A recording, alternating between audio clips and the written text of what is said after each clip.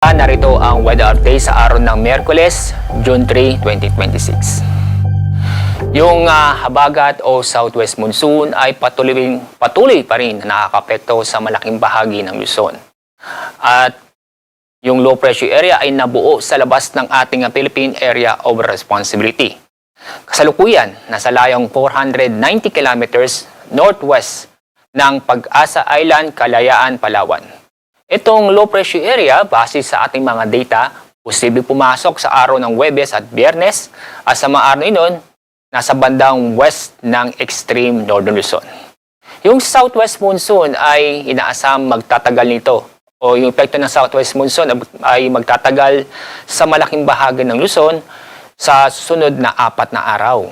At sa ating lalagay na panahon, itong malaking bahagi ng Luzon ay makakaranas ng maulap na kalangitan na may mga kalat-kalat na pag-ulan at thunderstorm.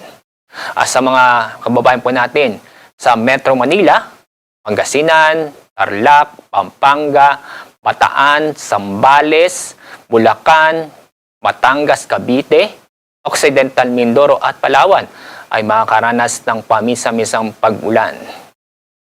Dako tayo sa Visayas at Mindanao. Maganda at maliwalas ang panahon ang inaasahan ngayong araw, kung saan ay bahagyang maulap hanggang sa maulap ang kalangitan. Maliban lang po sa mga localized thunderstorm, itong mga pagulan ng mga localized thunderstorm ay mararanasan sa bandang hapon o sa gabi. Dahil sa matagal o inaasahang pagtagal ang epekto ng southwest monsoon sa ating bansa, itong nakita po nating western section ng Central Luzon at Southern Luzon, ibig sabihin ito ay makakaranas po tayo ng ngayong araw ng tamtaman hanggang sa malakas na pagulan. Ang mga lugar na iyon ay ang Metro Manila, kasama na rin ang Cavite, Batangas, Occidental Mindoro, Palawan, Pampanga, Bataan, Zambales, Tarlac at Pangasinan. Sa araw ng Huwebes at Biyernes, dahil pa rin sa southwest monsoon, inyo makikita concentrated po sa western section ng northern at central Luzon.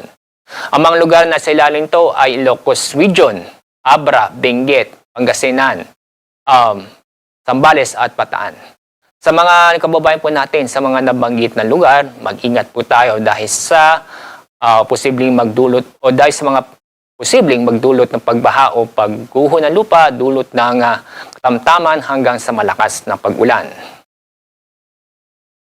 Kahapon, mataas po heat index sa Surigao City, Surigao del Norte na umabot ng 47 degrees Celsius. Sa Metro Manila, umabot ng 37 hanggang 38 degrees Celsius.